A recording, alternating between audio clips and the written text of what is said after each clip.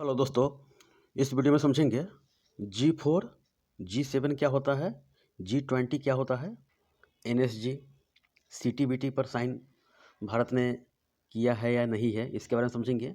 MTCR क्या होता है, NPT क्या है, जिनेवा संधि जो हुआ था उसके बारे में समझेंगे। वासेनार संधि क्या है, लेमुआ समझौता हुआ था, क्वाड संधि क्या है, नाटो क्या है, कोमकासा संधि क्या है। ये काफ़ी महत्वपूर्ण है, अंतर्राष्ट्रीय जब रिलेशन है तो आप मेंस लिखिएगा तो इससे मैप बनाकर आप दोनों के बीच में समझौता करके आप लिख सकते हैं। दोनों के बीच में जो समझौता हुआ है दोनों मिलाकर आप लिख सकते हैं। आइए समझते हैं एक एक करके।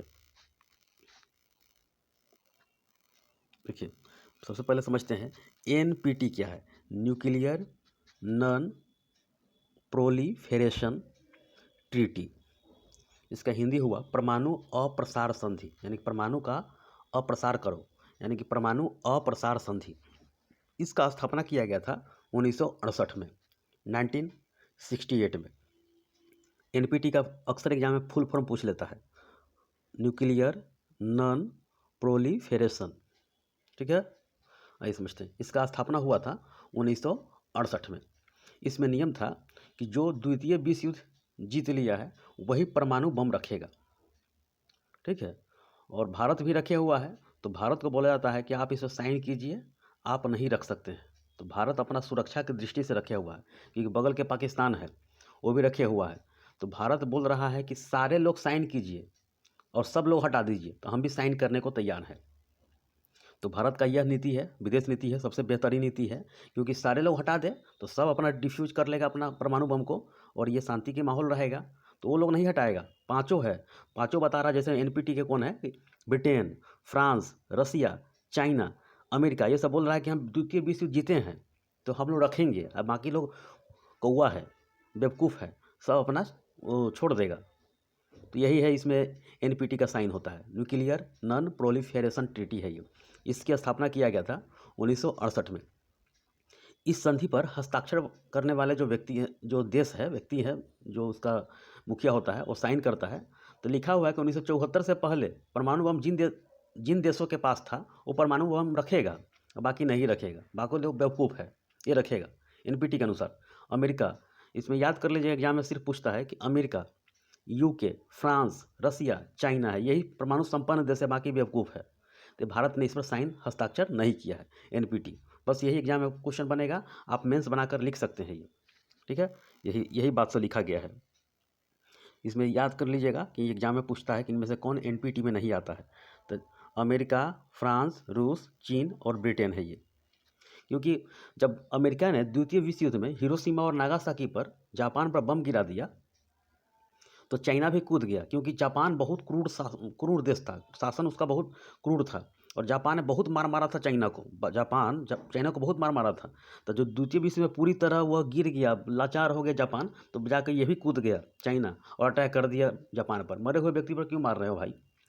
तो अपना नाम इतिहास के पन्नों में दर्ज करवा लिया कि हम भी द्वितीय विश्व जीते हुए हैं। तो यही सब है, परमाणु नीति भारत का विदेश नीति है। तो ये परमाणु अप्रसार संधि पर भारत ने साइन नहीं किया है, ये समझ गए। यही इसके एनपीटी का मुख्य निचोड़ है ये। बाकी यही बात सब लिखा गया है। आप देखिए, अब एनएसजी क्या है आप देख सकते हैं। स्क्रीनशॉट काटना चाहते हैं काट सकते हैं। देखिए देखिए,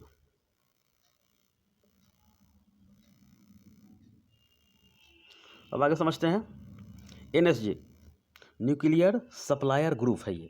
एनएसजी न्यूक्लियर सप्लायर ग्रुप है ये 48 देशों का संगठन है, और सबके पास यूरेनियम का भंडार है। यूरेनियम का भंडार है, और यूरेनियम का यूज होता है, यूरेनियम का बिजली बनाने के लिए यूज होता है। लेकिन भारत इसमें सदस्य नहीं है। तो भारत सोच रहा है कि हमको इसमें कोई सदस्य बना दे और हम भी इसमें यूरेनियम ले सकेंगे। और भारत में कोयला की स्थिति बहुत नाजुक है, तो हम अपना यूरेनियम से काम चलाएंगे और बिजली बनाएंगे। तो इस पर चाइना अड़चन डाल रहा है, भारत को विरोध कर रहा है। भारत को बोला कि एनपीटी पर साइन करो तो हम तुमको इसमें देंगे। तो इसकी स्थापना जो किया गया था 1974 में किया गया था, 1974 में इसका स्थापना किया गया था। नाभिकीय आपूर्तिकर्ता समूह है ये। इसका हिंदी हुआ न्यूक्लियर सप्लायर ग्रुप है ये। इसका स्थापना 1974 में किया गया था, और यह जिसके पास यूरेनियम का भंडार है वही इसमें शामिल है। ये 48 देशों के पास है ये यूरेनियम। देखिए उसी को यूरेनियम यह ग्रुप यानी प्रोवाइड किया जाता है उन्हें, जो एनपीटी पर हस्ताक्षर किया है। तो भारत को बोला कि एनपीटी पर हस्ताक्षर कीजिए, आपको यूरेनियम देंगे। तो भारत बोला कि नहीं नहीं भाई, आप लोग ही साइन कर लीजिए एनपीटी पर कि परमाणु बम नहीं रखेंगे। तो भारत का विदेश नीति है यही है। देखिए तो एनएसजी का भारत सदस्य बनना चाहता है, लेकिन चाइना अड़चन डाल देता है, विरोध कर देता है। ये जब तक 48 देश में से कोई, जब तक इस प्रकार का समझिए कि 48 देश के पास वीटो है, अगर कोई सर्वसहमति से उस पर वीटो नहीं मार रहा, यानी कि इस पर पूरी तरह से आपको वैध नहीं कर रहा है, तब तक आप इसमें सदस्य नहीं बन सकते हैं एनएसजी में। यही नियम है। बाकी यही सब बात लिखा गया है। बिजली उत्पादन के लिए यूरेनियम का यूज होता है। ये ज्वाइन करने के लिए एनपीटी पर साइन करना जरूरी है। ये एनपीटी समझ गए, एनएसजी समझ गए, दो तो समझ गए होंगे। आइए अगला समझते हैं। सीटीबीटी क्या होता है? कंप्रिहेंसिव टेस्ट बैन ट्रीटी है। इसका हिंदी नाम है व्यापक परमाणु परीक्षण प्रतिबंध संधि। 1966 में किया गया था।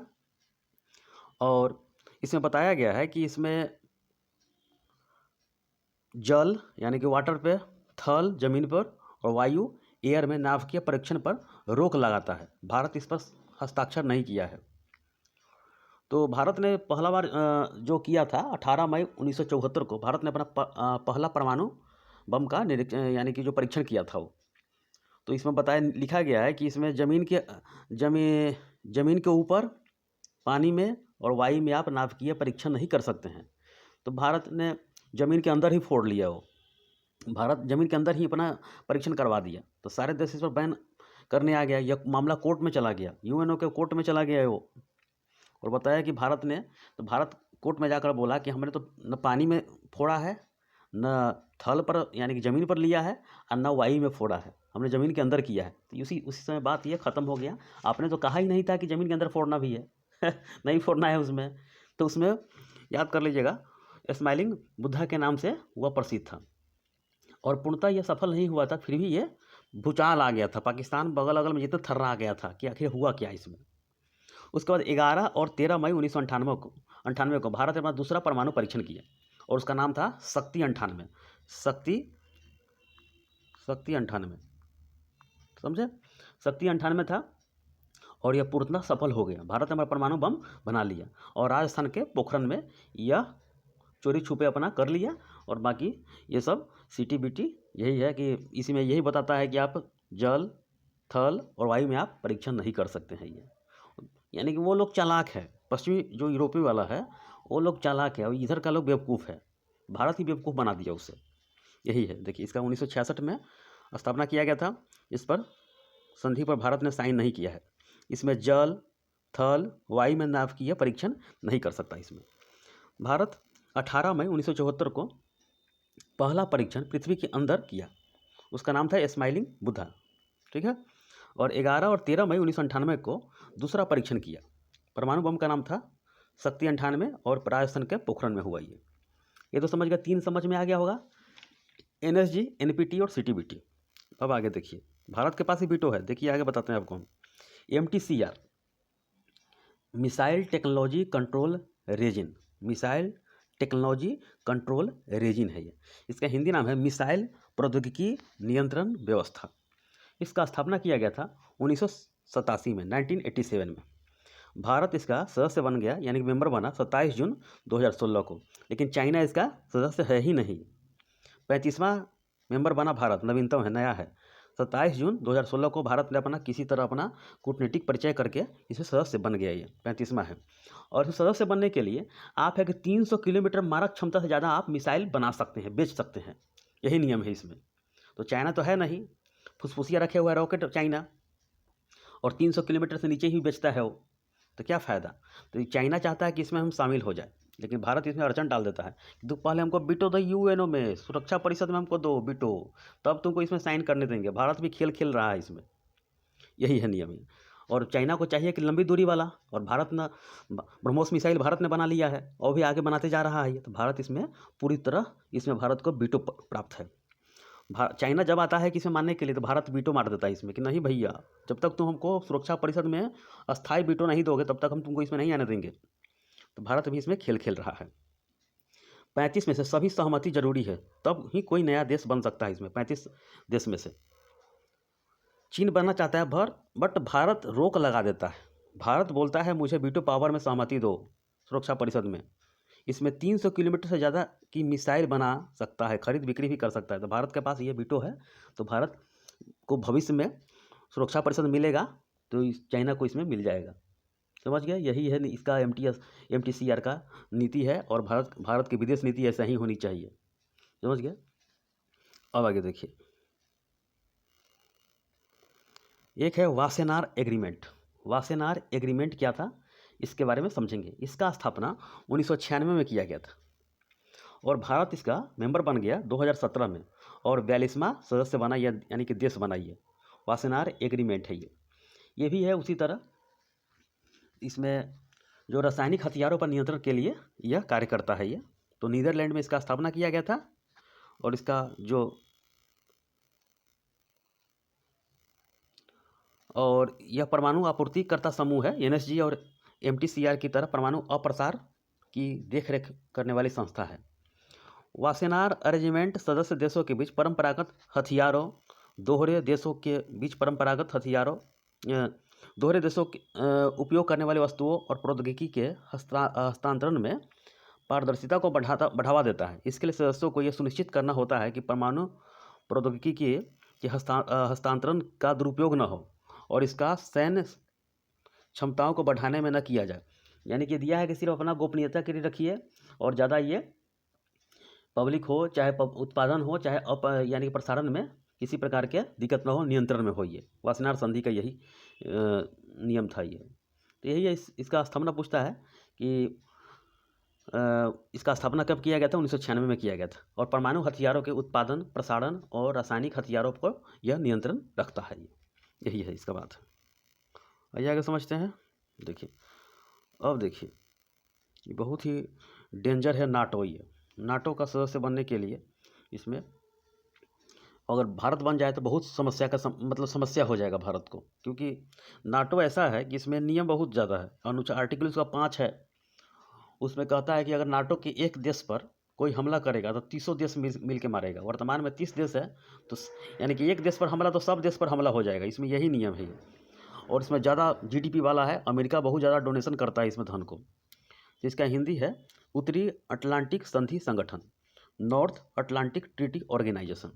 यह एक सैन्य संगठन है जिसकी स्थापना 4 अप्रैल 1949 को हुआ था। इस संगठन ने सामूहिक कई देशों की सुरक्षा की योजना बनाया है। आगे इसका मैप में दिखाएंगे। यह क्या है कि यूरोप के बहुत सारे देश है, चाहे अमेरिका है, इसमें नाटो का सदस्य बना हुआ है। और इसमें दुनिया की नज़र में टकटकी, यानी कि बहुत संपन्न देश है, टकटकी लगा कर देखता है कि हमारे देश पर कोई अटैक करेगा, सब देश का ख़त्म कर देंगे। यही है बहुत, यानी हर कोई इसमें चाहता है, जिसमें छोटे छोटे देश है कि चुपके से अप्लाई कर देता है उसमें जाने के लिए, और वो नहीं समझ पाता है कि हम पर ये बाद में भारी पड़ेगा, क्योंकि ये सोच समझ के इसमें जाना चाहिए। इसीलिए तो ये रसिया ने यूक्रेन पर हमला कर दिया कि यूक्रेन चाहता है कि हम नाटो में चले जाए तो हमारा सारा का सारा समाधान हो जाएगा, और रसिया चाहता है कि नाटो में चला गया तो हमारे सीमावर्ती इलाका में बम लगा देगा, कुछ भी कर सकता है, सैन्य अड्डा बना सकता है, सारा के सारे सूचना लीक कर सकता है। इसीलिए उस पर अभी युद्ध चल रहा है, इस पर युद्ध यूक्रेन पर रसिया का, क्योंकि रसिया से टूटा हुआ है यूक्रेन है ये। रसिया 15 भाग में टूटा है, यूक्रेन भी रसिया का भाग है ये। यही है कि नाटो का उद्देश्य है राजनीतिक और सैन्य साधनों के माध्यम से अपने मेंबर देशों को स्वतंत्रता और सुरक्षा की गारंटी देना है ये, और रक्षा और सुरक्षा संबंधी मुद्दों पर सहयोग के लिए दोनों देशों के बीच, यानी कि सभी देशों के बीच संघर्ष को रोकना है ये। दूसरे विश्व युद्ध के बाद बनाया गया था ये, और नाटो का हेड क्वार्टर कहाँ है? तो ब्रुसेल्स है, बेल्जियम में है ये। और ये बहुत ही डेंजर है। इसमें अगर एक बार शामिल होने के बाद ये सब, यानी कि सब देश का आप ही पर अधिकार हो जाएगा। तो भारत इस सबसे अलग रहा है, गुट से बिल्कुल अलग रहा है ये। समझ गया? 30 देशों का समूह है, 30 देशों का समूह है। जितने भी दिखाई दे रहा है ये सब नाटो का समूह सदस्य है। देखिए, नॉर्थ अटलांटिक ट्रीटी ऑर्गेनाइजेशन, यानी कि नाटो की स्थापना 1949 में किया गया था। सारा का सारा डिटेल लिखा हुआ है। नाटो एक सैन्य गठबंधन है जिसके अब अमेरिका, ब्रिटेन समेत 30 सदस्य है। नाटो के मेंबर देशों पर अगर कोई देश हमला करे तो इसके मेंबर देश उसका जवाब देता है। सभी मिलकर ये जवाब देगा, मारेगा उसको। समझ गए? बम बारूद गोला पटा देगा, पूरे बर्बाद कर देगा देश को। इसका आगे दिखाएंगे किस किस पर अटैक किया है मेंबर बनने के बाद, कितना डेंजर है ये। नाटो की स्थापना का उद्देश्य सोवियत संघ के बढ़ते प्रभाव से मुकाबला करना था। सोवियत संघ के यानी कि यूएसएसआर के जिसका जो प्रभाव आगे बहुत बढ़ चुका था, उसी को रोकने के लिए यह कार्य किया था। तो उस समय देखिए, जब खत्म हुआ था तो शीत युद्ध चलने लगा, जिसमें बताया कि पहली दुनिया, दूसरी दुनिया, तीसरी दुनिया। पहली दुनिया में कौन था? तो अमेरिका और उसके सहयोगी देशों को पहली दुनिया बोला जाता है। दूसरी दुनिया रूस और उसके सहयोगी देशों को दूसरी दुनिया बोलते हैं। और तीसरी दुनिया किसे बोलते हैं? वैसे विकासशील देश जो किसी भी गुट का सदस्य नहीं है, उसे तीसरी दुनिया या दक्षिणी दुनिया भी कहते हैं। जैसे भारत है, तो भारत, उसमें नेहरू जी का कूटनीतिक परिचय था कि हम किसी देश में शामिल नहीं होंगे, किसी भी ऑर्गेनाइजेशन में शामिल नहीं होंगे। हम अगर कर लेंगे तो हमारा अधिकार छीन जाएगा। ये जैसे में अमेरिका के सहयोगी देश है, तो सहयोगी देश पर रसिया अटैक करता था, और रसिया के सहयोगी देश पर अमेरिका अटैक करता था। ऐसे ही कितना देश मार खा गया, कितने देश में बम बारूद गोला बर्बाद कर दिया गया उसमें, और कितने देश खत्म हो गया। तो भारत सबसे अलग रहा है, नॉन एलाइजिंग मूवमेंट से, यानी कि गुट निरपेक्ष नीति भारत ने अपनाया, और भारत अलग रहा इस सबसे, किसी से कोई मतलब नहीं रहा भारत को। समझ गए? यही है। 1949 में जब नाटो बना था, तो उसमें अमेरिका समेत 10 यानी कि 12 संस्थापक देश थे, यानी कि 12 देश इसमें मिलकर पहले बनाया था ये। यूक्रेन चाहता है कि नाटो का सदस्य बनना, रूस कह रहा है इसका विरोध, इसीलिए अटैक कर दिया है रसिया ने किस पर? यूक्रेन पर। यही है, जितना भी दिखाई दे रहा है ये सब नाटो का सदस्य है इधर। समझ रहे हैं?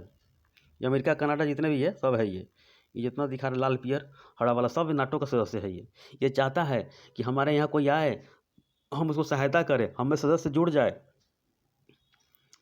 देखिए कितना ये सब देश है ये। देखिए अमेरिका है, UK, Belgium, Canada, Denmark, France, Spain, Poland, Hungary, चेक गणराज्य, Bulgaria, Latvia, Lithuania, Estonia, Romania, Slovakia, Slovenia, यानी छोटा छोटा देश है। तो हम भी कहते पावर में है। एक चूहा भी बिल्ली साथ रहता, यानी कि कुत्ता के साथ रहता है, तो हम पावर में है, हमें कोई छीन नहीं सकता है। अगर छू दीजिएगा, छोटा देश है ये सब, छू दीजिएगा तीसों मिल के भवक जाएगा ये। इसलिए बनना चाहता है इसमें आइसलैंड, इटली, पुर्तगाल, Luxembourg, Norway, Netherland, Albania, Croatia. इसलिए तो इसका बोली मुँह बोला है। देखिए तुर्की, ग्रीस, पश्चिमी जर्मनी, मोन्टेग्रो, उत्तरी मैसेडोनिया, ये सब जुड़ा हुआ है। लास्ट वाला देखिए उत्तरी मैसेडोनिया है, और 2-3 और अप्लाई किया है। ये घटेगा भी, बढ़ सकता है इसमें। देखिए ऑपरेशन एंकर गार्ड 1990 में आया था। नाटो ने अपना पहला सैन्य अभियान कुवैत पर इराक के हमले के बाद चलाया था। ऑपरेशन एंकर गार्ड के जरिए तुर्की को हमले से बचाने के लिए, तुर्की भी शामिल है, बचाने के लिए फाइटर प्लेन तैयार कर दिया था नाटो के, फाइटर प्लेन, और मार के गर्दा उड़ा दिया था। देखिए और भी इसका देखिए ऑपरेशन एस गार्ड 1991 में। यह अभियान भी इराक कुवैत युद्ध की वजह से चलाया गया था। इसमें नाटो की मोबाइल फोर्स और एयर डिफेंस को तुर्की में तैनात किया गया था, और नाटो सेनाओं के दबाव में इराक ने कुछ ही महीनों के बाद फरवरी 1991 में कुवैत को आज़ाद कर दिया था। ये सब डेंजर सब है, ये सब समझ रहे हैं। ये सब देखता रहता है कि हमको कौन बुला रहा है, और ये फाइटर प्लेन से तैयार करता है, क्योंकि पूरे जीडीपी पर, वहीं पर जितने भी शक्तिशाली देश सब है, सब उसी में शामिल है ये। देखिए ऑपरेशन ज्वाइंट गार्ड, ये भी 1992 में आया था। यूगोस्लाविया के विघटन के बाद बोस्निया और हर्जेगोनिया युद्ध में नाटो सेनाओं ने हिस्सा लिया था। 1994 में नाटो ने 4 बोस्नियाई सर्ब वॉर प्लेन को मार गिराया था। ये नाटो का पहली सैन्य कार्रवाई थी। 1995 में नाटो की 2 हफ्ते की बमबारी ने यूगोस्लाविया देश का अंत कर दिया था। देखिए कितना डेंजरस है। अफगानिस्तान युद्ध 2003 में 11 सितंबर 2001 को अमेरिका ने वर्ल्ड ट्रेड सेंटर पर हुए हमले के बाद नाटो ने पहली बार अपने आर्टिकल 5 का यूज किया था। इसमें मैंने बताया था ना कि आर्टिकल 5 का यूज कर लिया है। एक देश पर अटैक के बाद सभी देश उसको ख़त्म कर देगा। इसके तहत नाटो देशों ने 2003 में अफगानिस्तान में तालिबानियों के खिलाफ जंग छिड़ी थी। ये नाटो का नॉर्थ अटलांटिक क्षेत्र के बाहर पहला अभियान था। समझ रहे हैं? ये ऑपरेशन एलाइड फोर्स, बहुत सारे ऐसे जितने भी है कार्रवाई है, वो नाटो अपना खेल खेला है। बहुत देखिएगा, गूगल में डालिएगा तो बहुत सारा इसका युद्ध के बारे में दिखाएगा। ये यही है। देखिए 2004 में नाटो ट्रेनिंग मिशन इराक पर किया था। ऑपरेशन ओशन शील्ड किया था 2009 में। लीबिया में सैन्य हस्तक्षेप किया था। ये सब नाटो का कार्रवाई है। ये समझ रहे कितना डेंजर है ये। अब आगे देखिए, एक है क्वाड ग्रुप, 2007 में बना था। ये इसका स्थापना किया था, जिसमें भारत, अमेरिका, जापान और ऑस्ट्रेलिया के बीच में क्वाड ग्रुप बनाया था और इसका स्थापना 2007 में किया गया था। इसका उद्देश्य है कि इंडो पैसिफिक क्षेत्र में जो शांति और समन्वय स्थापित करना है और चाइना के ट्रेड में घेराबंदी करना है। चाइना पूरी दुनिया में हाहाकार मचा दिया है ट्रेड के मामले में, कितना सस्ता सस्ता सामान बेच रहा है और हिंद महासागर से लेकर प्रशांत महासागर चारों तरफ ये अपना जाल बिछा लिया है। उसी को प्रभाव को रोकने के लिए यह क्वाड ग्रुप बनाया था। अमेरिका, जापान, ऑस्ट्रेलिया और भारत है। यही बात सब लिखा है इसमें। देखिए इसमें मैप से याद कर लीजिएगा। ये भारत अपना हो गया, ऑस्ट्रेलिया यहाँ पर हो गया, जापान हो गया और ये अमेरिका हो गया। ये अमेरिका वाला जो ऊपर वाला भाग ये अलास्का है, रसिया से खरीदे हुआ है। ये समझ गया। भारत, ऑस्ट्रेलिया, जापान और अमेरिका। भारत, ऑस्ट्रेलिया, जापान और अमेरिका। समझ गया। ये है 4 देश के क्वाड के मेंबर है ये।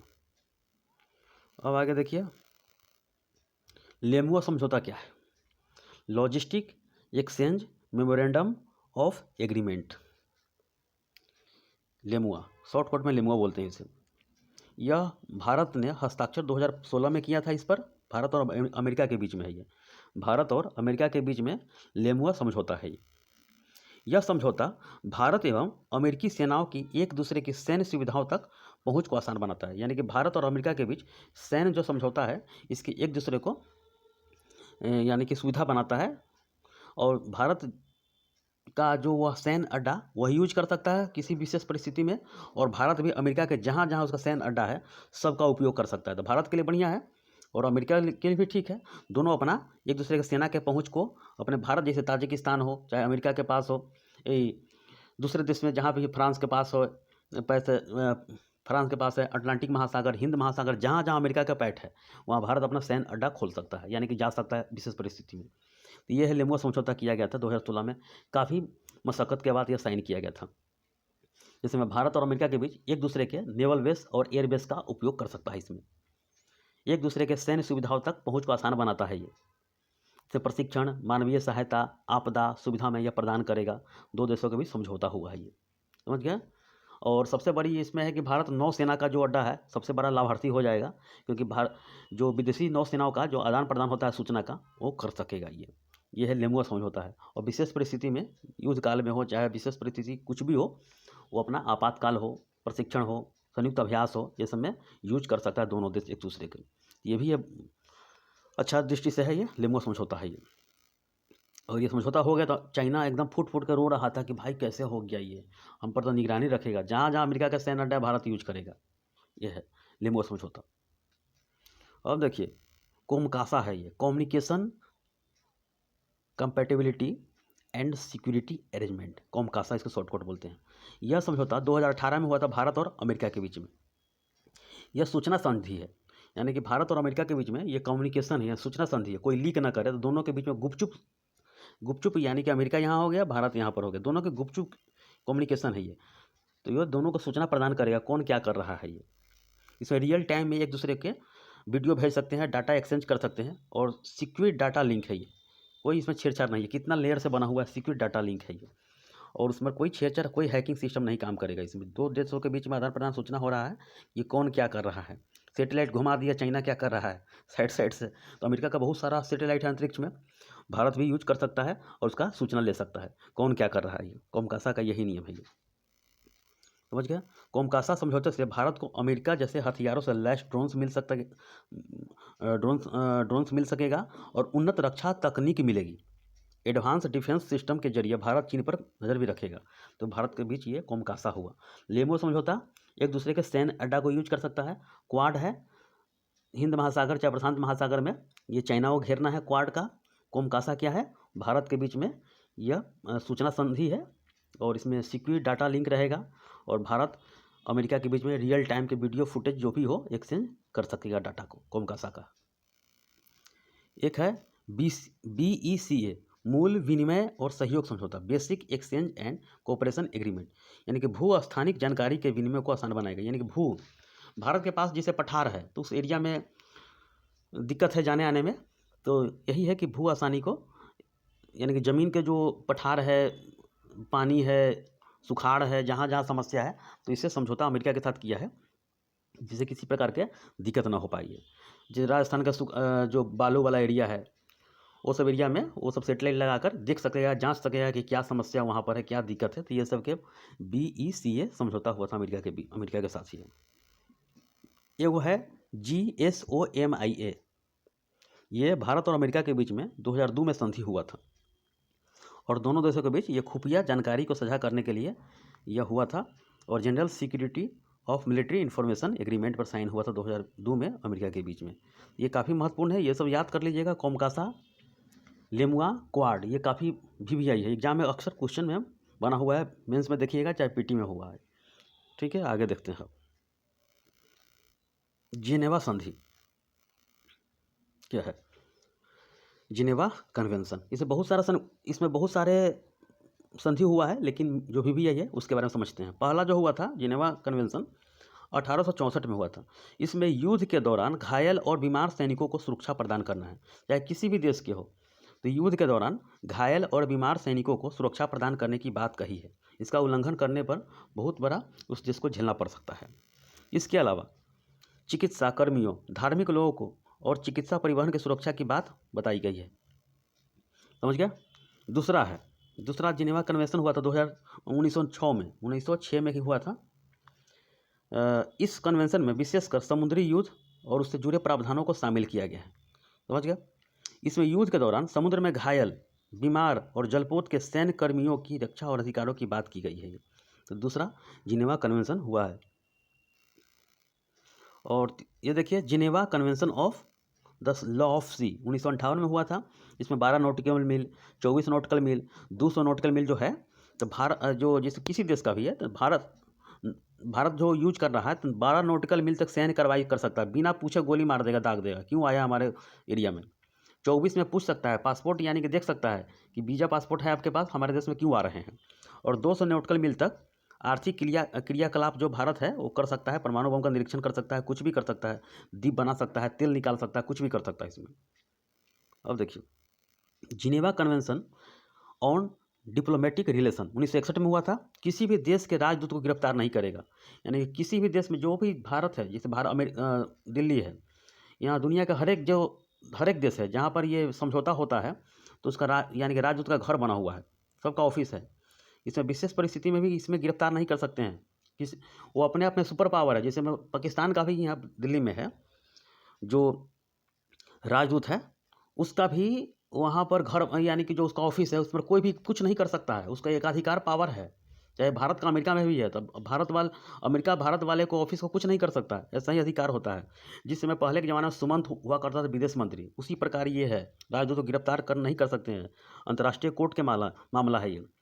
समझ गए? हर देश में सबका अपना अपना राजदूत ये सब रहता है ये। अब देखिए, जिनेवा कन्वेंशन प्रोटोकॉल 1970 में आया था।